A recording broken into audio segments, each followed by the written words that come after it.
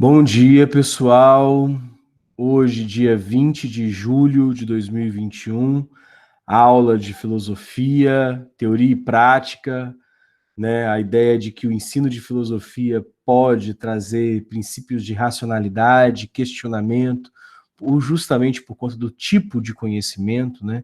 Conhecimento filosófico é um conhecimento por natureza já freiriano, né? Ele pode ser muito potente para as linhas de emancipação e libertação, quando a gente pensa na pedagogia, né, locada na liberdade, locada na felicidade, locada nos processos de libertação e emancipação, de consciência social, ou seja, né, numa educação de fato libertária, a filosofia teria um papel fundamental para isso, porque ela é uma posição crítica, um conhecimento crítico, um conhecimento que quer dar conta, de fato, da segunda parte daquilo que é o Paulo Freire coloca para a gente, né, que é a leitura do mundo.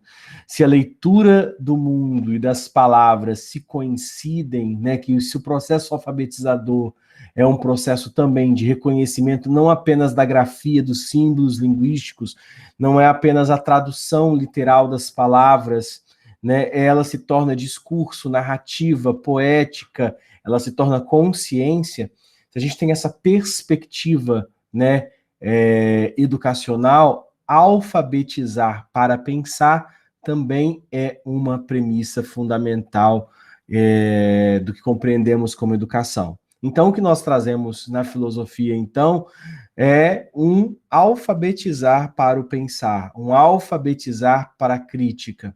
A crítica é um exercício necessário, fundamental, para conseguir tirar aquilo que a gente considera como estabelecido, cristalizado, estanque, pronto, acabado. Uma ideia de que, por exemplo, a política é assim, de que a sociedade é assim, o econômico é assim. E por quê? Porque Deus quis, porque sim, né? É essa premissa ali do Castelo Rá-Tim-Bum, né? Que as coisas não devem ser respondidas no porquê sim, Zequinha, né? Que a gente pode perguntar, questionar, criticar e entender. Essa é a função da filosofia. A filosofia não serve para estabelecer uma ideologia dominante e pronto, e acabou, e vamos seguir aquela ideologia, não é um dogmatismo, né? Então é isso que a gente viu, né, nas últimas aulas, e a cosmologia, né, serviu para a gente dar uma olhada na natureza, né, perceber, né, com os filósofos pré-socráticos, que olhando para o mundo a gente conseguiria dar respostas não mitológicas. Essa foi o grande tema da nossa última aula, né, a perspectiva de que a ordem do universo, o arqué que forma todas as coisas, e a gente fez uma ligaçãozinha, obviamente, com o ensino de ciências, né, da água de Tales até o átomo de Demócrito, mas a gente poderia fazer outras tantas perspectivas. Os conteúdos de filosofia, eles não são fechados, né?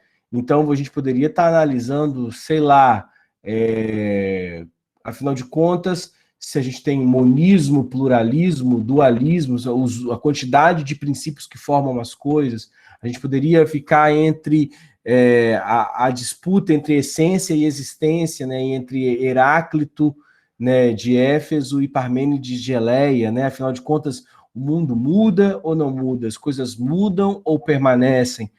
Ou uma perspectiva mais metafísica, né, da essência, trabalhar a essência humana, né, a essência das coisas, a essência dos animais, a essência da natureza, e ainda assim interligar, fazer uma ligação bonita com educação ambiental, com consciência de mundo, com a perspectiva do homem grego, que via o homem embaralhado com a natureza, né? Ordem, desordem, cosmos, caos, os princípios nascendo dos seus contrários, pitagorismo, né, o número, tem muita coisa que poderia ser trabalhada nisso daí, tá? E aí a gente então agora parte para o nosso momento de hoje, no nosso pensar é preciso, no nossa alfabetização filosófica, a ideia, né, de se eram pré-socráticos, agora a gente entra na filosofia socrática, né, Sócrates, e uma das frases fundamentais da filosofia ocidental, né, ou a grande frase da filosofia antiga, que é eu sei que nada sei. Né? Talvez existam duas frases que a pessoa, mesmo sem ser filósofo, sem nunca ter parado para pensar um pouquinho em filosofia, já deve ter dado conta. Né? Uma é essa, eu sei que nada sei, do Sócrates, e a outra Je pense donc je suis, né? Cogito ergo sum, eu penso, logo existo, de René Descartes. Na verdade, a nossa sociedade ela se construiu com base nestes dois filósofos. É claro que tem um bocado de outros filósofos aí, né? Os epistemólogos, né? Vamos colocar aí os liberalistas, né? Vamos colocar Locke, Bacon, o próprio Descartes, agora o resgate de Spinoza, né? Rousseau, Voltaire, os iluministas, né? Pensando na questão da liberdade, a questão educacional. Né? Então a gente tem um conjunto de filósofos aí, mas certamente o Ocidente é marcado pelo sei que nada sei do Sócrates e o penso logo existo do Descartes. Tá? Mas vamos entender um pouquinho dessa frase que aparentemente é um processo de humildade, né? Eu sei que nada sei, mas a gente vai compreender, fazer uma leitura aí dessa frase socrática, entendendo por que ele está falando disso.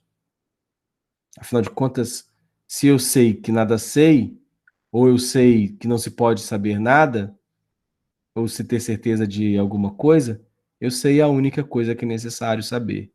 Então há, de certa forma, na humildade socrática, escondida uma arrogância do Ocidente.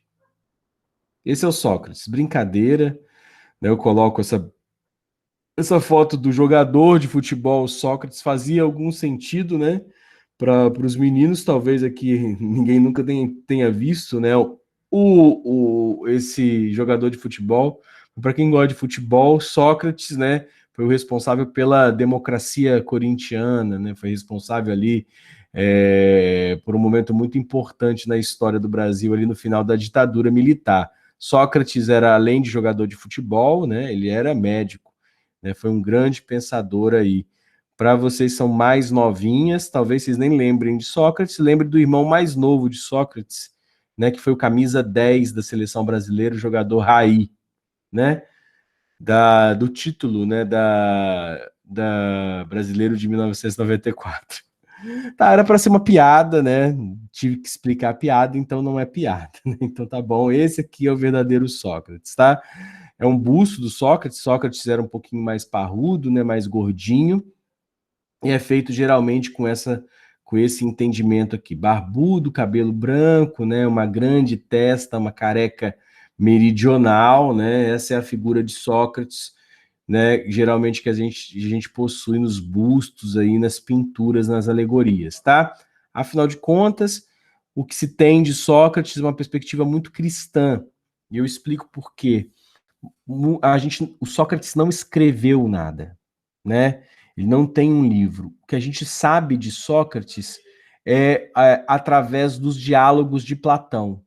Platão fazia diálogos, os seus livros são narrativas construídas a partir do diálogo, que é o método platônico, a gente vai ver isso na semana que vem.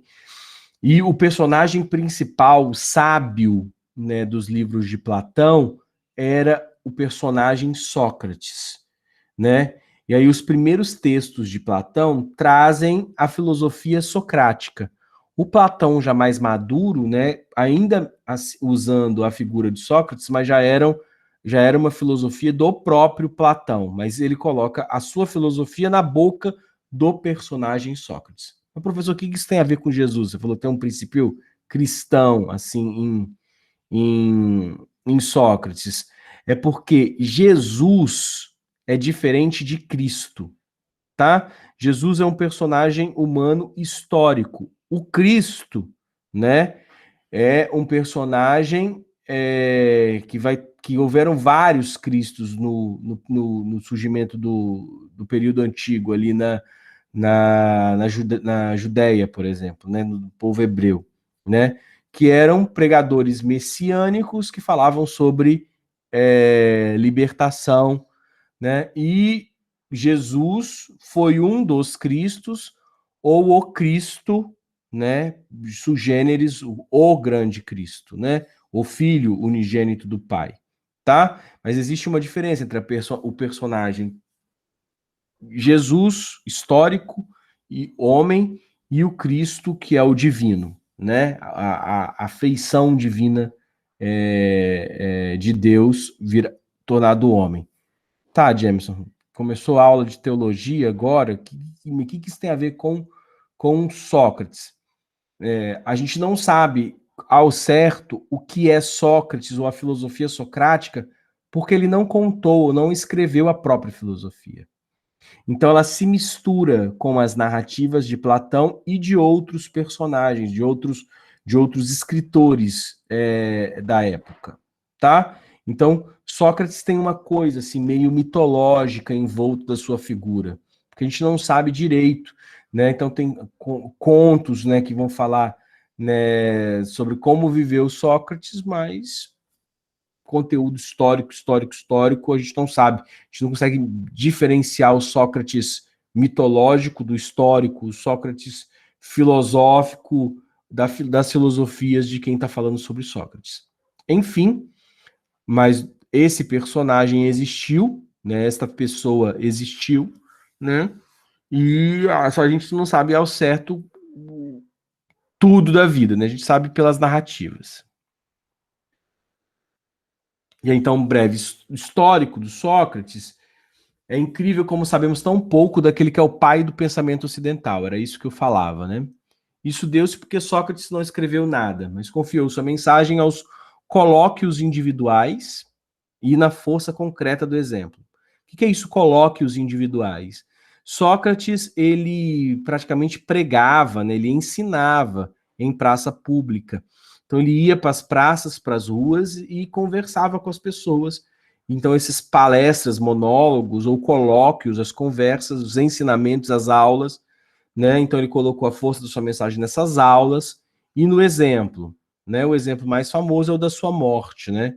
Que ele é condenado então à morte e ele toma cicuta, né? Um veneno, né? Ele poderia não ter bebido, ele podia ter fugido. Tinha várias pessoas que queriam levar ele para tirar ele de Atenas, mas ele prefere morrer para a força da sua mensagem ficar viva na cabeça das pessoas. Então percebem que, né, talvez se Sócrates não tivesse tomado veneno para morrer, se Sócrates não tivesse sido Marte, né, da Grécia do século IV, talvez a gente nem conhecesse a filosofia socrática.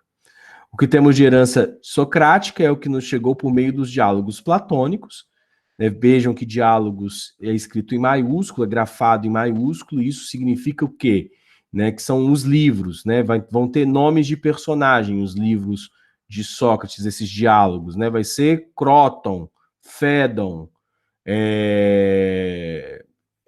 enfim, são então textos que vão ter um outro personagem, Lises, né? E aí esse personagem é o personagem que vai se confrontar com o pensamento platônico ou socrático platônico, né? E aí o personagem Sócrates era aquele que trazia a razão no diálogo, né? Mas que pouco pode nos revelar o que de fato pertence a Sócrates e o que é de Platão. Os pais, né, de Sócrates, né, ele era filho de um artesão, Sofronisco e Fenarete, que era uma parteira. Essa mãe aqui vai marcar muito, muito o Sócrates. Tanto que o seu método, né, de pensamento, que é uma das coisas mais bacanas que a gente vai estudar hoje, o método socrático, chama-se maiêutica. E maiêutica significa justamente o parto de ideias, a parturição de ideias. Então está obviamente ligado à sua mãe. Outra coisa interessante aqui é que então Sócrates não era um eupátrida, tá? O que era um eupátrida? Um cidadão ateniense, né? Porque ele é filho de um artesão e de uma parteira, então que são profissões liberais, né? Então o que acontece? Então Sócrates não era rico, né? Ele era um homem livre, né? De certa forma, por conta da sua vivência, ele pode até ser considerado um eupátrida, mas ele está na mesma classe ali dos pedagogos ou dos sofistas desse período, tá? Vamos lembrar que a pedagogia nasce justamente nesse período aqui da história da humanidade, né? Pedagogos, né, ou cuidador de crianças, é uma profissão, né, dos escravos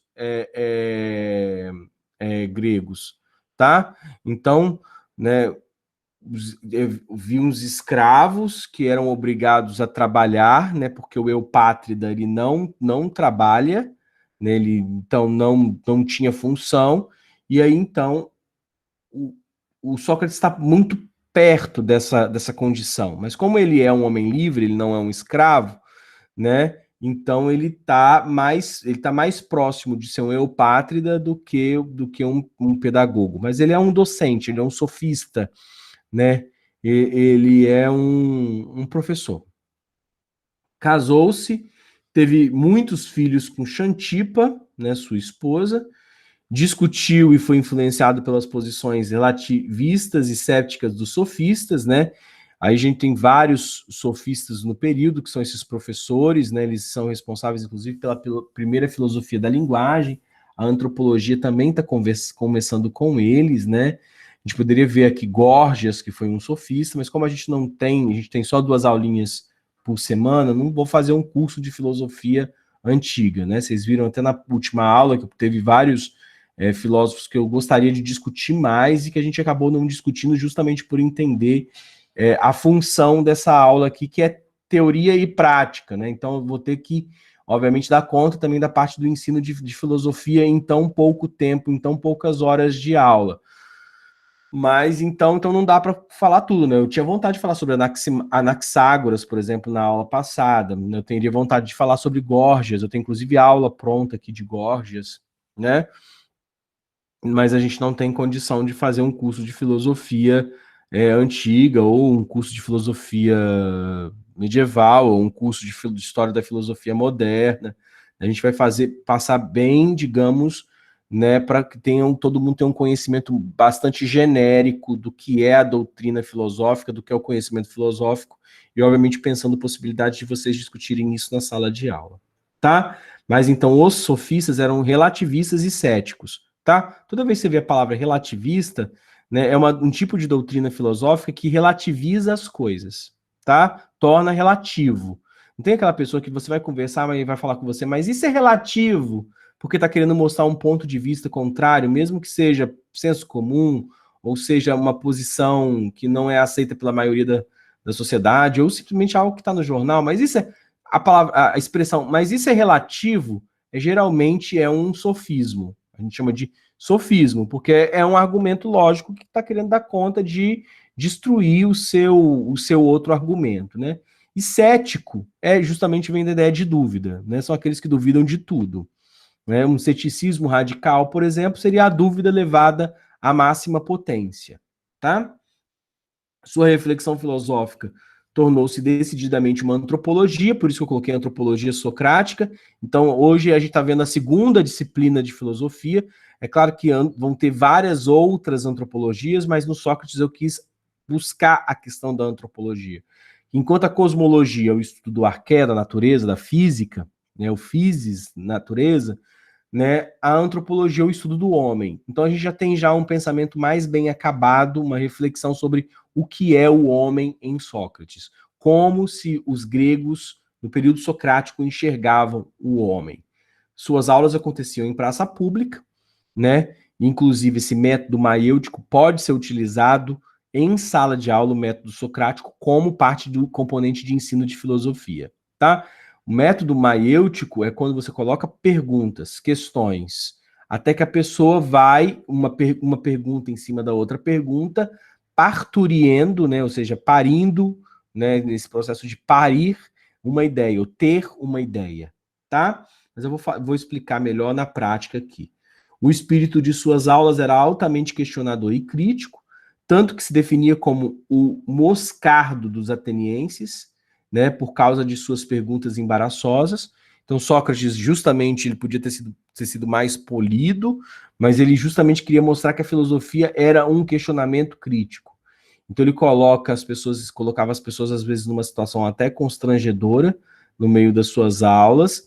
E aí, então, por conta disso, inclusive, um dos questionamentos, né, das acusações em que Sócrates vai morrer, né, é a ideia de que ele corrompia a juventude, né, por conta das suas ideias. Esse corromper a juventude está justamente pelo espírito questionador, né? Então ele vai ter muitos discípulos, né? O mais famoso dos seus discípulos vai ser Platão, tá? E o mais famoso dos discípulos de Platão vai ser Aristóteles. É um professor do outro aqui, tá?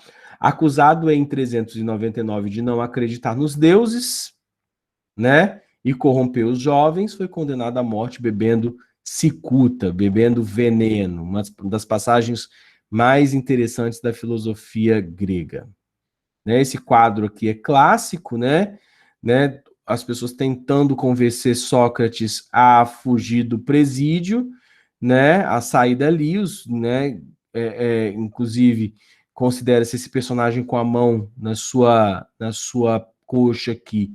Quem tinha uma intimidade com Sócrates considerava-se Platão, né? E ele ainda, pela força do exemplo, né? O dedo erguido para o céu, né? Pegando o cálice de cicuta, mas todo mundo aqui, ó, decepcionado, tá vendo, ó? Tem um sujeito ali na porta, ali na parede, não acreditando que tá acontecendo, o outro até se virou de costas, né? O outro que tá entregando aqui o veneno sem acreditar que ele vai tomar, todo mundo pedindo para ele, por favor, para ele não fazer isso, ele fazendo. É claro que é uma alegoria, né? É uma alegoria, né? Tanto que Sócrates aqui tá com um corpinho, né, esbelto aqui, e aí Sócrates era bem gordão, né? Então é uma alegoria, tá? E aí nós vamos dividir a aula, então, em três partes aqui. A partir de agora, filosofia socrática, eu queria que a gente entendesse um pouco do sei que nada sei, né, que é a epistemologia. A gente vai falar um pouco da antropologia, vamos falar um pouco de eupraxia, tá? E de maiêutica. Então não são três, né? São quatro, me enganei, né? Não, são quatro coisas que eu gostaria de identificar aqui em Sócrates. Vou até fazer aqui um, dois, três, quatro no chat, para eu não me perder e não me empolgar demais e fazer e ficar faltando coisas que eu gostaria de falar nessa praticamente uma hora que eu tenho aqui, né? Eu sei que nada sei. Dois, maiêutica, acento circunflexo no E.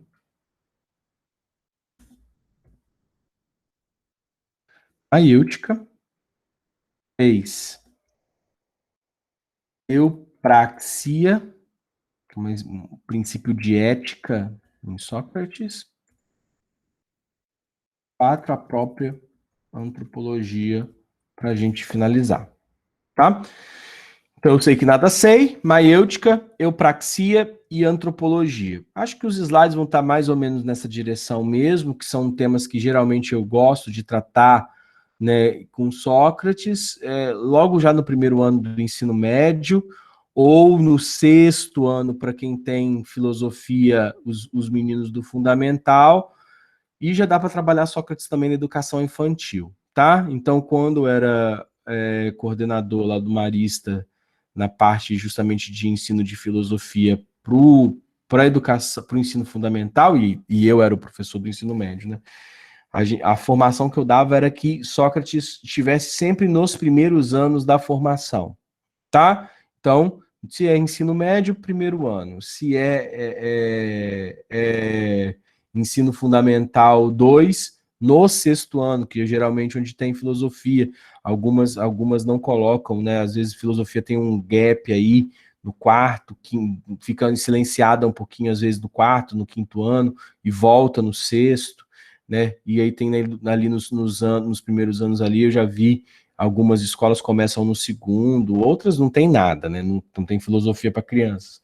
Mas, enfim, pode ser trabalhada bem no começo, no ensino do Fundamental 1, do Fundamental 2 ou no primeiro ano do ensino médio, né? Nessas aulas aqui, eu me vestia, quando eu ia para educação infantil, colocava um lençol, né? Obviamente roupa comum por baixo, e virava um lençol e colocava uma corda na cintura, né? E de chinelo. Os meninos me chamavam de tio filósofo, né? E era muito, muito, muito, muito bacana, né? Aí ele já, quando via já a roupa branca chegando, tio filósofo. Oi, oi, Anailda, sério, sério, né? É bem bacana, né? Então os meninos me recebiam muito bem. Então um lençol branco já faz você ser a tia filósofa, né? Obviamente aí a questão do incentivar no ensino fundamental a perspectiva filosófica, ela passa um pouco por isso, né? Pela necessidade da gente criar uma alegoria, criar um mundo para você conseguir conversar sobre o assunto filosófico, tá? Até porque aí a gente tem que ter o professor aqui, o pedagogo de filosofia, o docente de filosofia, ele tem que tomar muito cuidado, principalmente com a filosofia para crianças, né? Por quê? Porque as discussões que são levadas com elas são discussões que vão retornar para casa, né? Não é tipo um conteúdo que a criança fala, ah, aprendi e fica ali. Ele vai querer conversar com os pais sobre o que conversou com a tia filósofa ou com o tio filósofo, né? E isso é muito recorrente, né? Por quê? Porque são assuntos que, tipo, a criança vai gostar de discutir. Inclusive, a gente tem que incentivar que a criança discuta com os pais. Então, você não vai começar já uma filosofia para falar de aborto, eutanásia, pena de morte, né, temas pesados, a morte, né? Mas existe a possibilidade da gente tocar nesses assuntos sobre o saber, né? Esses assuntos que eu vou trocar aqui, por exemplo, do Sócrates, ou os cosmológicos, enfim, tem muito conhecimento que pode ser incutido ali no dia a dia da criança. Óbvio que existe uma sabedoria, né?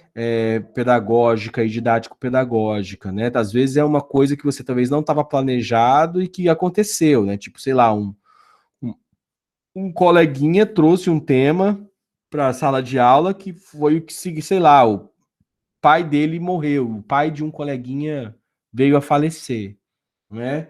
E aí todo mundo fica com aquela, né? Querendo consolar a criança e às vezes você acaba desrespeitando a criança ou a crença da criança, né? E aí isso é muito sério, né? Porque tipo, você às vezes a criança está ali chegando ali e eu vou chegar na filosofia da morte, né? Por que que você pode tornar aquele tema da morte um questionamento e obviamente um pensamento crítico? Mas chega assim, aí começa aquele papo, né? Ah, morreu o seu papai, ele tá no céu, né? Ele morreu tá no céu nem é tão problemático, né? Problemático é quando fala assim, é que Deus quis, né? Aí é complicadíssimo, né? O lance e aí vocês têm que ter essa perspectiva muito séria como um princípio ético da profissão docente. Você é a sua religião. Você não tá fazendo, não pode fazer catequese na sala de aula. Entendeu? Você não pode fazer catequese. Se você, talvez essa criança, ela é filha de um pai ou uma mãe de santo, ou um Yorubá de terreiro, alguém que tem uma outra perspectiva religiosa. Ou os pais são, sei lá, cientologistas, eles não acreditam, né, em Deus. E aí ele vai para a escola para ser catequizado, para dizer que Deus isso ou Deus aquilo. Então é o seguinte, os princípios de fé são questões individuais. Cada um tem a sua fé, cada um tem sua perspectiva religiosa, né? E a escola não é lugar para doutrinação. Tipo, se eu coloco, obviamente, meu filho ou minha filha num colégio religioso, fato é que muito provavelmente vai ter alguma catequese ali sendo colocada, ou um conjunto de valores. Agora, na escola pública, principalmente, ela obedece os princípios da laicidade do Estado.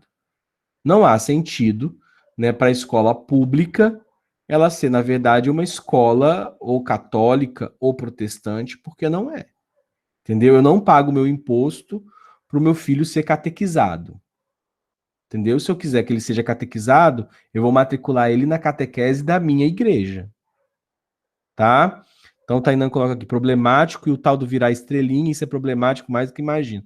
E muito problemático, muito problemático. Então, assim, queridos, né, o pedagogo, você pode ter na sua vida privada a sua fé.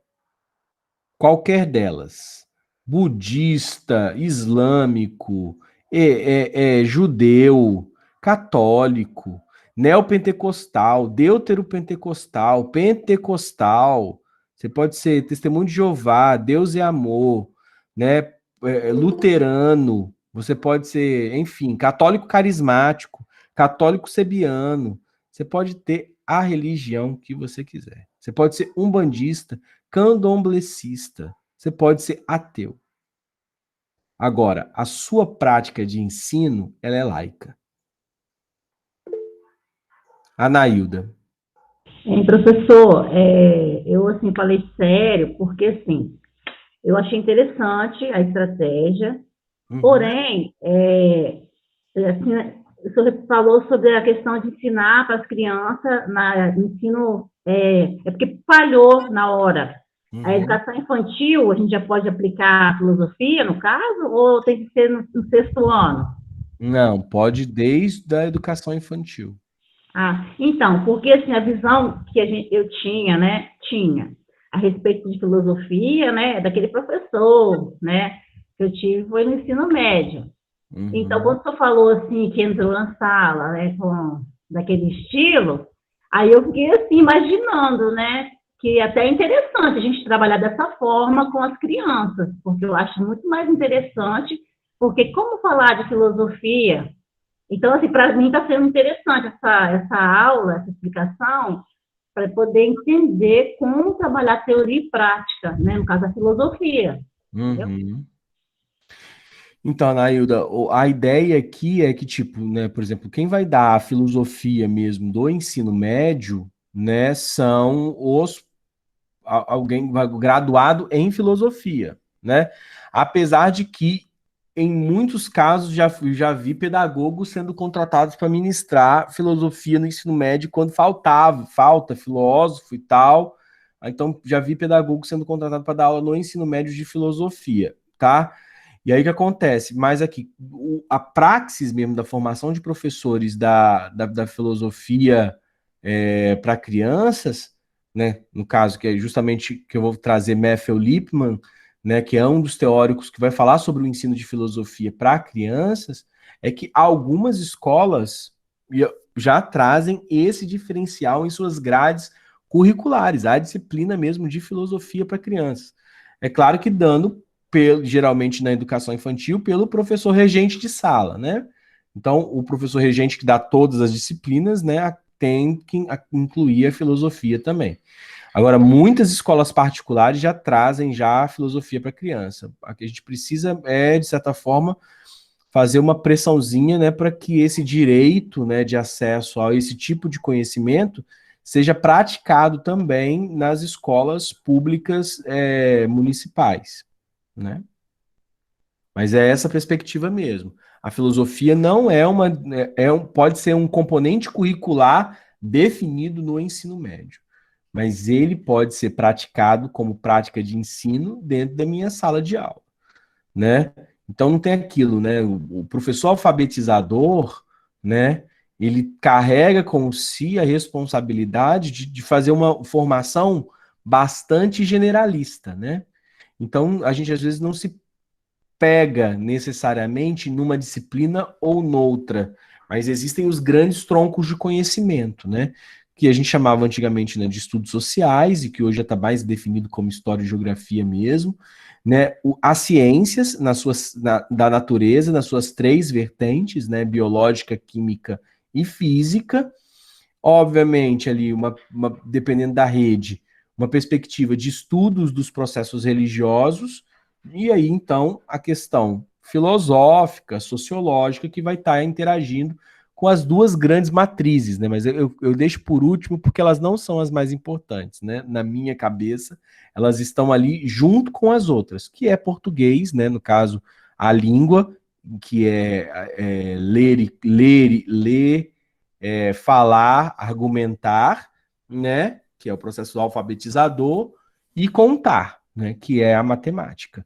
Então, mas o fato é, nós temos ler e contar, né, temos ciências e sociedade, história e geografia, e aí estamos colocando a possibilidade dos diálogos filosóficos, ou enfim, da comunidade de investigação filosófica, também já aparecer ali na educação infantil, tá? Alguém aqui estagia numa escola que tem educação infantil? Ou você é filosofia na educação infantil? Você está alguém aqui tem conhecimento?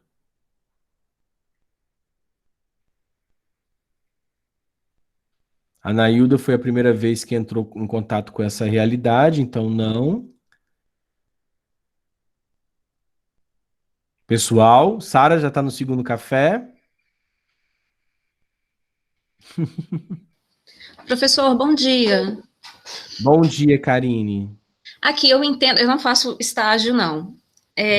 Mas, assim, eu compreendo que essa parte da filosofia nas crianças, lógico que a gente não vai abordar um conteúdo, né, igual o senhor falou com as crianças, mas até mesmo, tipo assim, um exemplo, eu hoje tô buscando aprender sobre outras abordagens dentro da pedagogia. E daí, nesses textos, né, nessas literaturas, nessas outras abordagens, eu vejo muito a respeito da observação. Então, eu compreendo a filosofia dentro dessa abordagem, que é a observação das crianças, tanto dos educadores quanto das crianças, também é um processo filosófico, porque a partir dessas observações, as crianças, elas levantam hipóteses, assim, são abordagens totalmente diferentes dessas que a gente, infelizmente, fica preso ao aprender, né? Assim, então é só buscando mesmo. Eu sou muito curiosa a respeito disso. Eu gosto mesmo de, se eu tiver assim que terminar a formação, eu pretendo terminar para outros tipos de abordagens. E daí eu gostei justamente disso, porque é uma abordagem que levanta hipóteses, que faz com que a criança mesmo consiga construir o seu conhecimento a partir de uma interação ou relação. Pode ser em contato com a natureza, principalmente seria o mais necessário, né, espaços verdes, espaços ambientes, onde ela possa investigar, um cientista nato, né, eu investigo, observo, levanto hipóteses, então eu compreendo a filosofia dentro dessa educação dessa forma. Karine, vocês chegaram a estudar o professor Celestine Freinet, ou o método frenetiano? Ainda não, que eu me lembre, não. Beleza, então, vou aproveitar então aqui e colocar um pouquinho. Então, eu vou colocar um texto lá na sala de vocês, então. Deixa eu colocar aqui nas minhas coisas, que eu vou colocar um texto sobre o professor Freinet para vocês. Professor Celestine Freinet, eu dou 2 aulas no mestrado em ensino de humanidades sobre Freinet. Freinet foi aquele que inaugurou a ideia de visita técnica, tá? Ele levava os meninos, ele tinha um problema de garganta, então ele não podia falar tanto, né? E ele era um cara super empolgado ali no período das guerras, né? Mas com o processo educacional, criou umas escolas, algumas inclusive faliu, mas a diferença do método frenetiano, né, do professor Freinet, era de levar as crianças para a realidade. Então ele fazia visitas guiadas, né? Algumas escolas hoje colocam isso como algo super, super moderno, mas que não é tão moderno assim, né? O fato de fazer visitas, de fazer andar pela comunidade, enxergar a realidade de uma outra maneira, tá? E aí, um dos métodos do Freinet era a imprensa na sala de aula, né? Que era, então, no processo de alfabetização, ele utilizava uma mini imprensa, não tinha impressora na época, né? Mas então era uma mini imprensa, e as crianças escreviam cartas, como se fossem mesmo sobre aquilo que elas viram, que elas andaram na comunidade, o que elas repararam, se tinha um problema de lixo, se era um problema social, os medos que elas tinham. Então elas se reuniam, elas formavam então comunidades, né, nesse estilo que você coloca, andavam então pela comunidade, chegavam na sala de aula, montavam uma espécie de editorial e escreviam uma cartinha. Com o tempo, eles conseguiam mandar essas cartas para outras escolas, né, de pessoas que quiseram aprender com o Freinet, e então trocavam essas cartas. Chegou uma carta da escola tal pra gente. E aí, contando um pouco, eles iam, e agora vamos responder essa carta, né? Então tinha essa questão, né? Então o Freinet tem duas coisas, né? A imprensa e a questão das visitas, né? Do andar pela comunidade, né?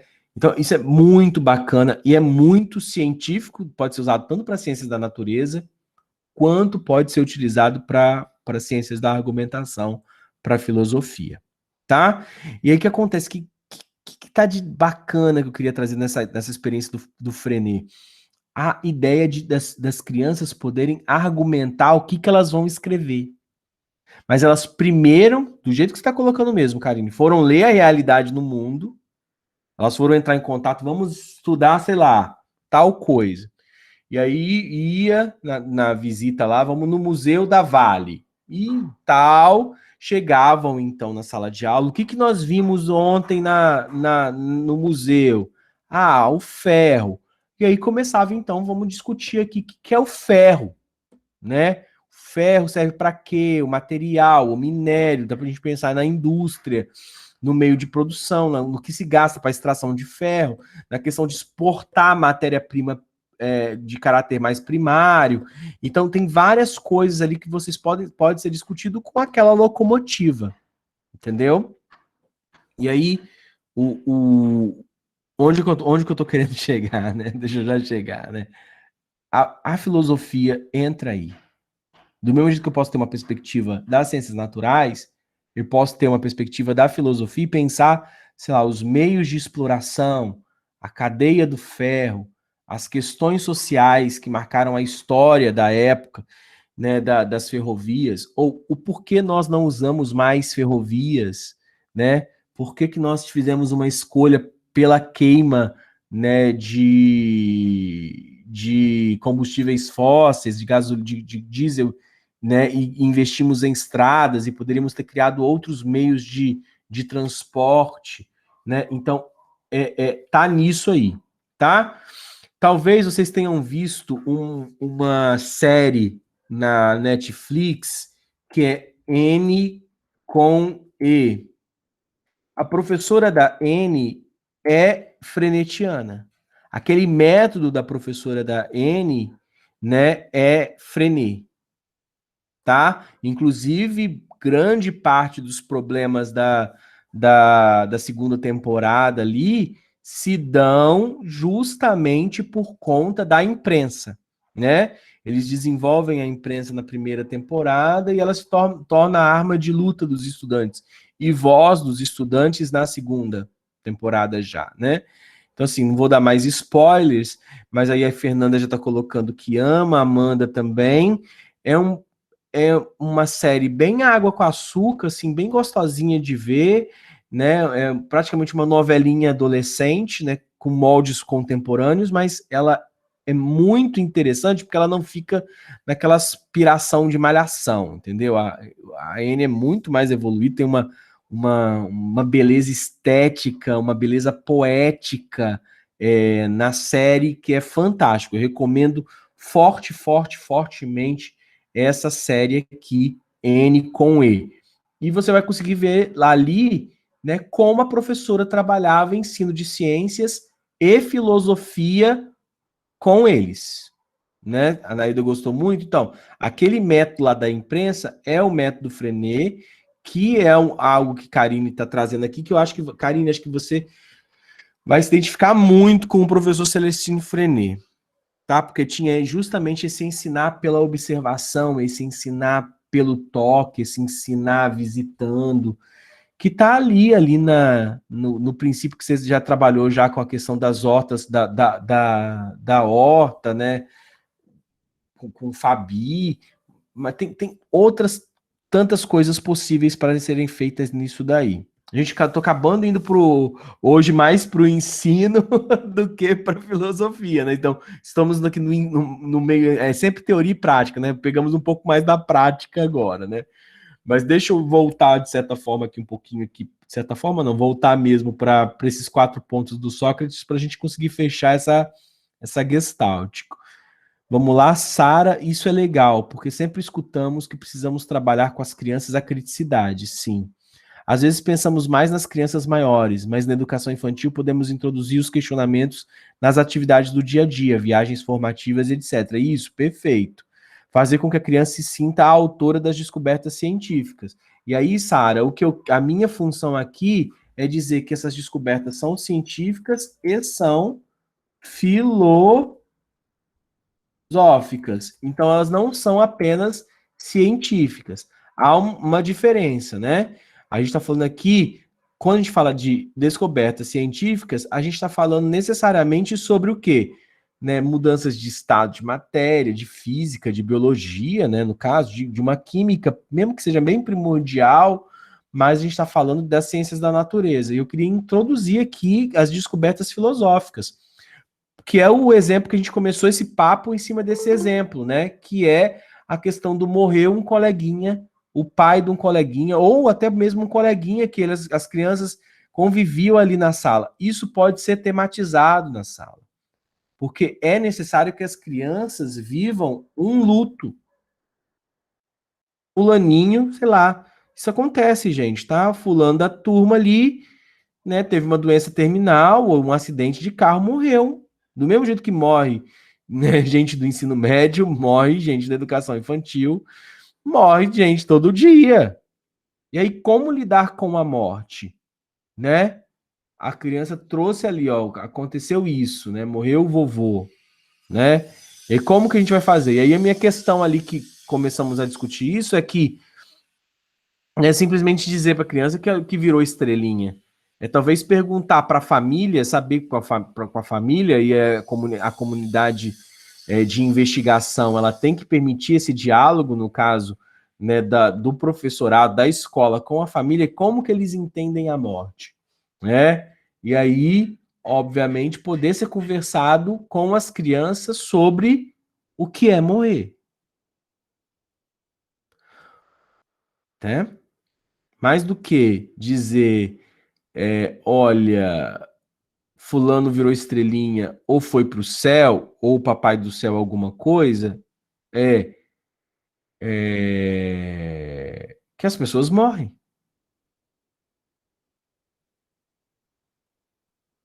Ok? Obviamente não centrando na questão do próprio morrer, mas no viver. Pense como que seria bacana uma aula sobre valorizar a vida. Sobre dar significado à vida. Sobre o sentido da vida. Isso aqui não é exatamente, Tainã, justamente nessa perspectiva de desmistificação, né, do processo de morte e de valorização, de dar significado, dar sentido para a vida e viver a tristeza. Que tipo, viver a tristeza faz parte, né? Passei por isso com minha filha, o luto tem que ser tratado de forma racional, a criança deve ter o direito de ter um momento de luto, isso é necessário. Perfeito, Tainá, é essa perspectiva mesmo que a gente está trazendo aqui, né? Da falta, né? Da saudade, né? E, obviamente, isso tem que fazer parte do itinerário, né? Não pode ser justamente criar outro mito, né? Criar uma mentira. Foi passear e não volta nunca mais, né? Eu vivi na pele que virar estrelinha é a pior saída. É tenso, né? Essas explicações, é a mesma coisa quando aparece o tema da sexualidade, que pode ser tratado como um tema filosófico, né? Tipo, a ideia de plantou uma sementinha. É claro que isso aqui dá toda uma questão dentro da sala de aula que tem que ser muito bem pensada como é que vai ser feita a escola, como é que a escola entende isso, né? Mas, tipo, a ideia de plantou uma sementinha, ou foi no cafezal, ou a cegonha trouxe, também é muito complicado. É óbvio que tem que ter uma sensibilidade aí etária, você não vai ficar falando de sexo, né, com uma criança muito pequena, tem que ter alguma coisa ali, alguma idade, né, que a escola e a família acordaram que é a possibilidade de se falar sobre isso, né? Isso varia muito às vezes, né? Tipo, a família que às vezes acaba tendo essa responsabilidade de falar sobre morte, sobre sexualidade, mas esses temas são tratados em muitos ambientes escolares com uma perspectiva de formação humanística. E se a formação humanística é uma formação filosófica, tá? Gente, a palavra de ordem aqui é racionalidade com sensibilidade. Sensibilidade e racionalidade são faces da mesma construção da formação do educador decente, do docente decente, né? Que tipo, ser racional significa não criar mitos, não é mitificar, mas justamente provocar sentido pela desmitificação. E sensibilidade é a idade, a escolha do tema, como vai ser falado, né? Que aí, obviamente, você pode utilizar metodologias didático-pedagógicas que vão dar poética, estética, beleza, leveza aos temas, tá? Que talvez seja aquilo que a gente mais prescinda, né? É de que exista um ensino crítico, mas que ele não seja devastador, né? A gente não quer que as crianças sejam, né? As crianças sejam devastadas pelos temas, né? Não se trata de colocar as coisas secas, frias e sem sentido. O ideal para nós aqui é que a gente justamente crie sentido, né? As coisas têm que fazer sentido. Então, não é um processo de devastação, é um processo de avanço, ou, vamos pensar aqui, já que a gente está no campo do poético, né? Mas de planteio, de semeadura, né? De algo que vai germinar no sentido infantil. Tá? Beleza? É trazer a realidade de uma maneira em que a realidade faça sentido, né, Anailda? Né? Esse processo de semeadura, esse processo de germinar, de fazer sentido, de desmitificar, de trazer razão com sensibilidade. Tá? Vamos lá, queridos. Queridas. A importância de saber que não se sabe. Né? O primeiro ponto aqui socrático. O reconhecimento da própria ignorância é o fator que realmente conduz ao conhecimento. Temos em Sócrates, portanto, que a presunção do saber é um obstáculo para o verdadeiro conhecimento. O saber que não se sabe constitui um critério eficaz para se diferenciar o verdadeiro e o falso sábio. Sócrates usa para a defesa desta tese a ironia e o paradoxo. Sócrates é muito irônico, tá, gente? E né, isso ele gerou muitos inimigos em Atenas, tá? Então esse elemento de falar com ironia, falar com paradoxo, fazer a pessoa se contradizer, era algo que fazia parte do método socrático. O interesse socrático é aqui, como a defesa do não saber, provocar uma sacudida intelectual, tá? Esse texto aqui que eu estou chamando aqui, a Apologia de Sócrates, que verificamos como o mestre de Atenas procede sua defesa e ao mesmo tempo dá a sabedoria verdadeira. Esse Apologia de Sócrates, a palavra apologia significa a defesa, né? Ou seja, a defesa de Sócrates, né? Foi escrito, obviamente, por Platão, né? Eu já falei sobre isso. e aí ele fala sobre esse tema, né, da importância que não se sabe. Mas já deu para perceber aqui que é o que é isso, né? Você tem que, para você conseguir ter sabedoria, Sócrates coloca, você tem que reconhecer que você não sabe, tá? Então, por isso que é uma sacudida intelectual. Se você você sobe, né, numa torre de marfim e acha que você sabe tudo, você não se abre para o conhecimento. Quantas pessoas vivem essa realidade ao nosso redor, né? A pessoa está tão encastelada diante de uma ideia de saber, ela se acha tanto, ela se tantas coisas, que ela se enrijece e não consegue compreender aquilo que seu interlocutor, que a pessoa está falando com ela. Por quê? Porque ela jogou cimento no seu conhecimento. Então ela acha que sabe. Então, o principal inimigo da sabedoria é a ignorância de achar que sabe tudo, ou de que não precisa aprender, ou que já chegou numa maturidade que sabe todas as coisas. Então, a presunção do saber, que é achar que sabe, é, para Sócrates, o obstáculo para se chegar no verdadeiro conhecimento. O saber que não se sabe, ou seja, uma posição humilde diante do conhecimento, de que você pode saber algo além, que você não sabe tudo, então o saber que não se sabe constitui um critério eficaz, eficiente, para você separar o verdadeiro do falso sábio. Qual que é o verdadeiro sábio para Sócrates? Aquele que não sabe tudo, que sabe que pode aprender mais, tá? E qual que é o falso sábio? Falso sábio é aquele que acha que sabe tudo, que não se abre para o conhecimento, que está fechado numa casca de ovo frágil, mas de um conhecimento que só vai até a página 2. Como a gente tem isso na nossa vida, né? Pessoas que são grandes dissertadores e constroem grandes narrativas de conhecimento vazias. Às vezes sabe falar, mas não sabe nada de verdade, né? E aí fica falando daquilo que não viveu, daquilo que não sentiu, daquilo que não leu, né? Leu ali no Zap e acha que sabe alguma coisa, né? Ah, agora que eu li no WhatsApp, eu sei a verdade, né? O grande presidente da República Federativa do Brasil, papapá, ele é uma pessoa super legal, honesta, não sei o quê. De onde que você tirou isso? Ah, eu li no WhatsApp. Então, por mais essa parte aqui ficou pesada, né? Não era para eu ter entrado em política. Mas às vezes é isso que acontece, né? A pessoa fala, né, vomita aí uma intelectualidade que leu no WhatsApp, que leu no Wikipédia, né?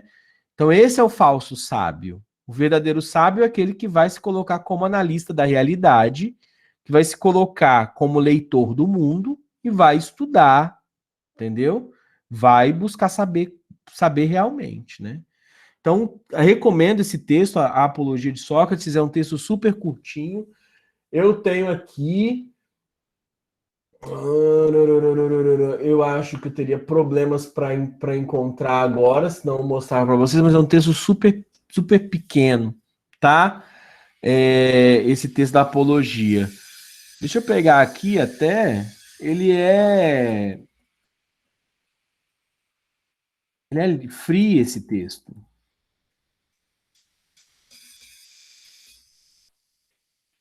Tá? É claro que vai ter gente vendendo, mas ele é do domínio público, tá?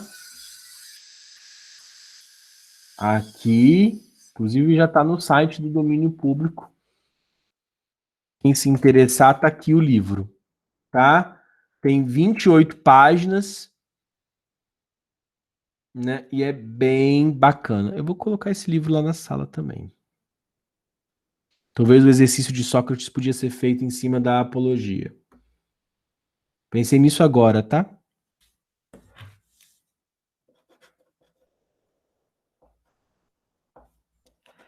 Tem coisa que a gente vai fazendo, porque é a primeira vez que vai sendo ministrado, que a gente vai tendo ideia no meio da coisa. Depois, quando a gente já der a segunda vez a disciplina, já vai fazer um pouco diferente, vai modificando. Mas mandei para vocês aí o texto da apologia. Mas vamos lá. Né? Como que ele argumenta isso? Né? Sócrates não era nada humilde, né? Essa afirmação, por menos filosófica que pareça, consta da própria boca de Sócrates, ao dizer que o oráculo de Delfos confirmaria que ele é o mais sábio membro da comunidade de Atenas. Então não pensem que esse sei que nada sei é uma atitude humilde. Ele falava que ele era o mais sábio, que o próprio oráculo de Delfos tinha dito que ele era o mais sábio. Então a busca pela sabedoria, então, é a causa da sua morte. Então não é, a gente tem que ter a humildade de saber que não sabemos como Sócrates, mas não de considerarmos que somos o mais sábio do mundo, né, como ele pensava. Né? Ao procurar a sabedoria de um mestre, Sócrates percebeu que existia muita diferença, tá, gente? Tá escrito errado aqui. Diferença entre ser um sábio e acreditar ser um sábio. Dessa maneira, o ignorante supõe saber tudo, mas o verdadeiro sábio é aquele que sabe que não sabe, ou sabe que nada sabe. Outra constatação de Sócrates é a de desmascarar a ignorância dos falsos sábios, e obviamente isso causa rancor. A verdadeira sabedoria é, portanto, inversamente proporcional ao prestígio social, porque para você ter prestígio social, você teria, então, para Sócrates, que fingir certa sabedoria ou mentir, né? Trata-se, pois, de uma crítica aos sofistas que faziam política e retórica poética, e isso lhes dava prestígio. Sócrates acreditava que nem a política nem a poesia nascem da sabedoria, que a sabedoria é, de fato, mais crítica do que parece. Qualquer um, portanto, pode escrever um texto literário ou poesia, pois a inspiração destes não é da sabedoria, mas da ordem do divino, como um oráculo. A sabedoria não é, então, conhecimento técnico, saber fazer alguma coisa, né? Isso não seria sabedoria. Essa é uma visão grega do conhecimento. Eles não achavam que a técnica, né, era verdadeiro conhecimento. A consciência da própria ignorância já é, no entanto, uma forma de conhecimento. E aí uma frase do Sócrates na Apologia, né, dizendo: então indaguei a mim mesmo, em nome do oráculo, se preferia ser como eu, isto é, totalmente ignorante das coisas que eles sabem, mas não ignorante da minha ignorância, como eles o são da própria, ou se teria preferido ter ambas as características neles encontradas. E finalmente respondi a mim mesmo e ao oráculo que escolhia ser como eu sou, né? Ou seja, ser ignorante do conhecimento, né? Mas saber da própria ignorância. Temos dessa forma com Sócrates que sábio é aquele que admite não saber. Sabeis, cidadãos, que exatamente por essa investigação atraí sobre mim muitas inimizades, as mais maléficas e as mais graves, que deram origem às numerosas calúnias a meu respeito e ao título de sábio.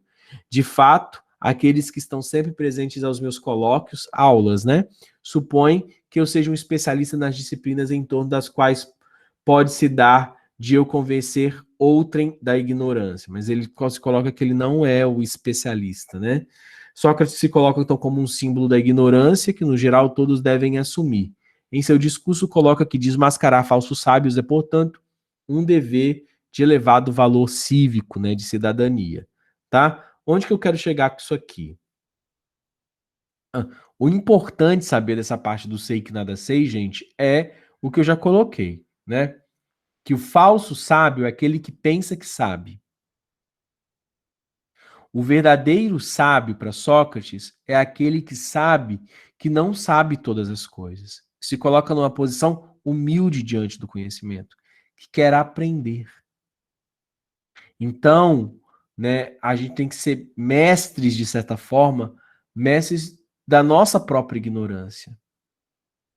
Nós temos que termos uma posição de humildade diante do conhecimento e saber que nós nunca chegaremos a ter o conhecimento, que nós não vamos aprender mais.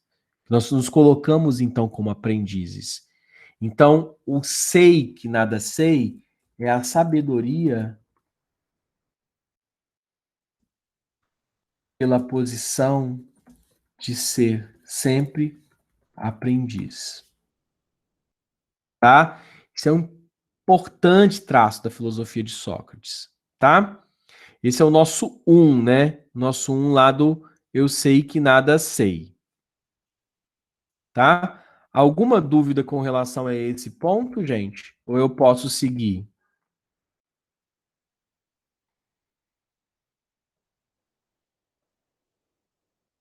Beleza? Vou voltar aqui ao nosso, ok, ao nosso cronogramazinho aqui, né? Eu sei que nada sei. Segundo, maiêutica, tá? Beleza, obrigado, gente, pelo feedback. Não vou pegar aqui a parte da ironia, então vai estar gravado aqui na aula, se vocês quiserem ler depois, tranquilo, vou passar todos os meus slides aqui, né? Agora, maiêutica aqui é o que a gente quer aqui como segundo ponto. O que é isso, maiêutica? Literalmente a arte da parteira, ou a arte da obstetrícia. Indica o método de investigação de Sócrates, escrito por Platão, outro texto do Sócrates, tá? Teeteto, tá? O texto de Sócrates não, que coloca filosofia socrática, mas que é um texto escrito por Platão, né? Que é o no Teeteto.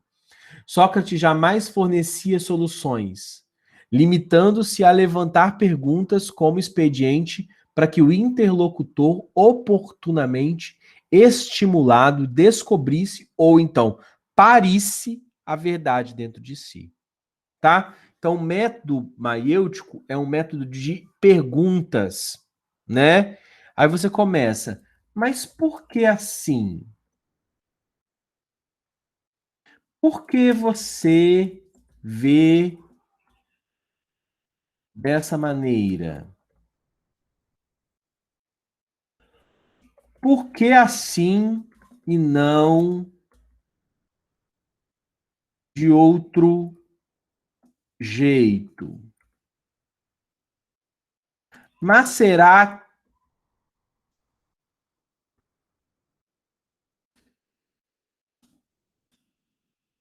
que fazendo de outro jeito não daria certo?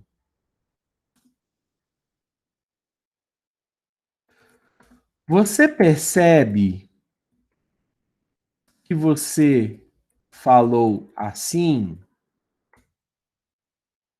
Sabe, gente, o que eu estou fazendo aqui? Poderia pegar alguém como exemplo aqui e a gente tentar colocar o método na prática. Mas é basicamente isso. Vamos pensar o seguinte: Sócrates trazia o tema da política, da linguagem, da ética, da estética, né? Um tema, né? Da sabedoria, por exemplo, da epistemologia, né? E aí, como que você. Aí ele começava a conversar com a pessoa, né? Esse, que tava, inclusive, era o método que o Platão usava na escrita dos seus livros.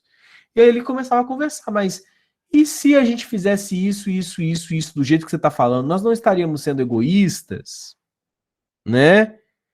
O que, que é para você tal coisa? E ao invés de você chegar, então, o método maiêutico, ao invés de chegar com, olha, gente, isto é isto, ponto, por conta disto, disto, disto, disto, disto, ponto, ele colocava perguntas que iam sendo aos poucos respondidas e gerando sempre mais e mais e mais e mais perguntas, até que a pessoa era conduzida, né, nesse parto a parir a ideia, a tirar a ideia de dentro de si.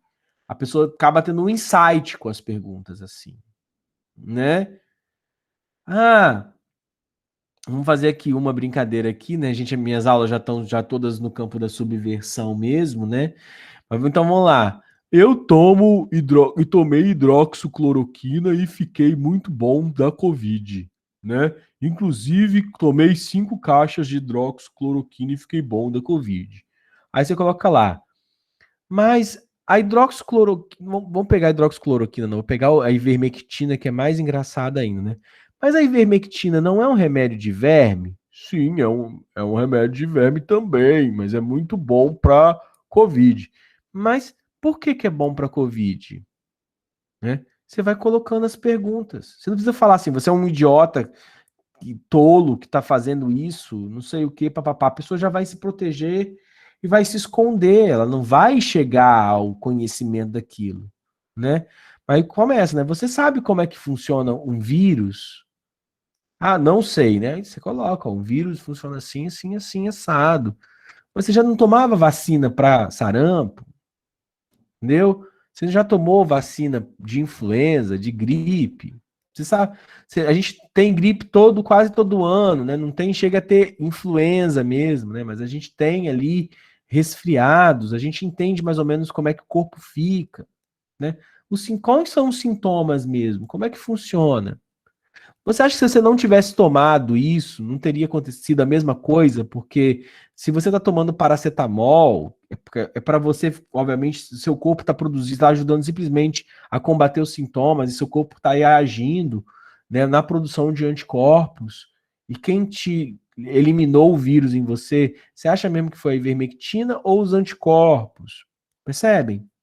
Gente, a maêutica tem essa ideia de ir estimulando, abrindo a pessoa pela conversa, pelo diálogo, para parir a ideia dela. Porque se você chega com o conhecimento pronto e acabado, você gera resistência. E a pessoa vai se fechar naquele mundo dela de que ela já sabe e de que você não sabe e está querendo só provocando falsas ideias nela. Entendeu? Essa é a ideia do método maêutico. É parir uma ideia da pessoa por intermédio de perguntas. Tá? Aqui não. Conhece a ti mesmo é outra característica bem bacana, né? Estava lá no oráculo de Delfos, né? Sócrates trazia muito essa ideia de que nós devemos nos conhecer a nós mesmos, né? Essa filosofia socrática o filósofo, ele usa o método do maêutico para parir a almas, ou seja, para parir ideias, né? Porque as ideias elas estão todas locadas na alma. Essa ideia, o filósofo deseja morrer, eu não quero. Conhecimento, condição de sabedoria e virtude. Desconfiança da pesquisa física. O objeto da ciência, indução e definição, do conhecimento à convicção, da convicção à ação. É isso aqui ó, que eu quero. Isso aqui chama-se eupraxia, tá? Que é o seguinte, essa palavra grega significa: se eu conheço a verdade, eu me torno convicto da verdade. Se eu me torno convicto da verdade, se estou convicto da verdade, eu devo fazer aquilo que eu estou convicto, tá? Eu peguei esse trecho de um livro de Xenofonte, que é o Memórias, né, que fala um pouco sobre Sócrates também. Quem sabe a maneira como se deve honrar os deuses, não julgará certamente que convenha fazê-lo de modo diverso do que sabe. Vou ler de novo. Quem sabe a maneira como se deve honrar os deuses, não julgará certamente que convenha fazê-la de modo diferente do que sabe. Se você sabe, então, como fazer, você vai fazer como você sabe, não é? E crês que quem saiba o que se deve fazer, pode julgar que lhe convém não fazê-lo? Ou seja, vou traduzir, hein? Porque é escrito mais difícil mesmo, né? Que é a tradução literal do grego. Se você sabe, você crê, você acredita que quem sabe o que deve fazer pode julgar que não convém não fazê-lo, ou seja, se você sabe o que tem que fazer, você não vai fazer? Não creio. Tá vendo que é uma conversa, tá? Essas perguntas aqui da maêutica, tá vendo? É uma Sócrates fez isso, ó. Você acredita que quem sabe o que deve fazer pode julgar e não fazer? Aí a pessoa responde: não creio. E conheces alguém que faça coisas diferentes das que julga que deve fazer? Aí a pessoa, o interlocutor, escreve no Xenofonte, né? Não, tá? Olha, outra pergunta, né? E conheces alguém que faça coisas diferentes das que julga que deve fazer? Eu conheço várias, tá? A pessoa que o interlocutor aqui caiu na pegadinha, né? A gente sabe muita gente que fala uma coisa, que sabe que é para fazer e faz diferente, né? A pessoa vive ali uma alienação complicadíssima, né? Mas afinal de contas aqui fica, ó, não conheço, né? Por quê? Porque aqueles, então, que sabem o que as leis ordenam com referência aos homens, realizam as coisas as coisas justas, sem dúvida. Portanto, definiremos retamente como justos aqueles que sabem o que as leis ordenam como referência aos homens, né? Isso mesmo, Maria, não vou tomar vacina e é o primeiro a furar a fila para tomar a vacina, né? É por aí, né? Isso aí não é uma atitude eupráxica. Eupraxia, que é isso aqui que está nesse trecho de diálogo aqui. Eu, gente, do grego, toda vez que você vê a palavra eu começando alguma palavra, né? Eucariótico, né? Tem a célula eucarionte, eu é verdadeiro, tá? Então é sempre assim, tá? Eu, lembra, célula eucarionte é que tem um núcleo verdadeiro, tem uma película, membrana plasmática que circula o núcleo, célula eucarionte. Eu, então, é verdadeiro. Eupraxia é eu verdadeiro, praxis. Praxia, tá? Que é a prática. Então, a verdadeira prática é aquela que eu estou, pelo saber, condicionando a ação. Então, se eu sei, eu faço. Eu não posso entrar no paradoxo de se eu não sei, tudo bem, eu posso não fazer. Agora, se eu sei, como não fazer? Essa é a ética de Sócrates. Se eu sei algo, a minha ação está ligada ao meu saber. Por fim, o bem socrático então pode ser identificado então como eupraxia, ou seja, o bem viver. Há uma identidade entre a virtude e a felicidade. Aí eu vou ser feliz, porque eu vou estar sendo coerente. A gente chama isso de dormir bem com o travesseiro. Não tem essa ideia? De que eu dormi bem, de que eu dormi com a cabeça com tranquilidade, né? O que é isso? É a coerência. É a coerência entre o saber e a ação, que recebe esse nome de eupraxia. Se eu sei, estou convicto daquilo que sei, a minha convicção deve me levar à ação. E não a fazer coisas que são diferentes do meu conhecimento ou coisas diferentes do meu conhecimento. Dessa forma, então, gente, eu sei que nada sei é uma atitude o quê? De humildade diante daquilo que eu posso saber mais.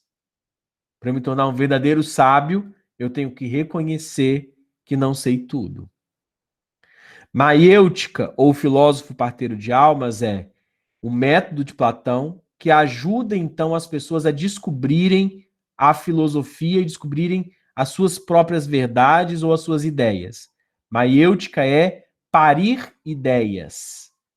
Como que funciona? Por meio de perguntas, né? Então eu vou perguntando e a pessoa por ela mesma, por intermédio das minhas perguntas, vai chegar ao conhecimento. Eupraxia se eu conheço, eu tenho que ser coerente com o meu conhecimento e agir de acordo com o meu conhecimento. Ou seja, eu vou ser feliz se eu estiver em pleno acordo entre aquilo que eu sei e aquilo que eu faço. Verdadeira prática, prática virtuosa, bem viver é eupraxia. Antropologia, então, de Sócrates. Sócrates, então, entende o homem com todo esse conjunto de saberes aqui, em que ele deve primeiro conhecer a si mesmo. Conhecer, né? Faltou aqui. Conhecer a si mesmo. Essa é a visão humanística de Sócrates. De que a gente vai ser feliz quando a gente passa a ter essa atitude de buscar saber cada vez mais quem nós somos. E aí, então, fica a pergunta.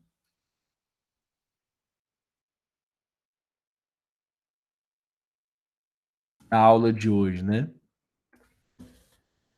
Você se conhece? Você sabe quem você é? Porque você só vai ser feliz a partir do momento, com a eupraxia, a partir do momento que você saber. Não dá para procurar a sabedoria e a felicidade sem você saber quem você é. Fica aí, então, a nossa finalização da aula de hoje, para que a gente se torne cada dia mais feliz ou, né, que a gente se encontre cada dia mais. E nessa perspectiva, eu deixo uma música bastante socrática para a gente fazer essa reflexão.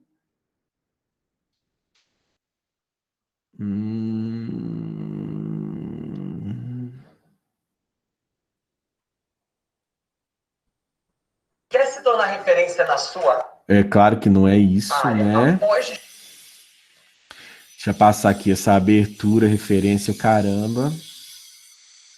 Tá? Gente, a música se chama Caçador de Mim, de Milton Nascimento. Eu vou tirar aqui, vou parar a gravação, né? Cumprimentar vocês, até porque, tipo, se eu vou colocar o vídeo depois lá no YouTube, eles não vão aceitar que eu coloque a música por conta dos direitos autorais. Então, beijo grande, vou interromper aqui, mas essa música tem tudo a ver, tudo a ver com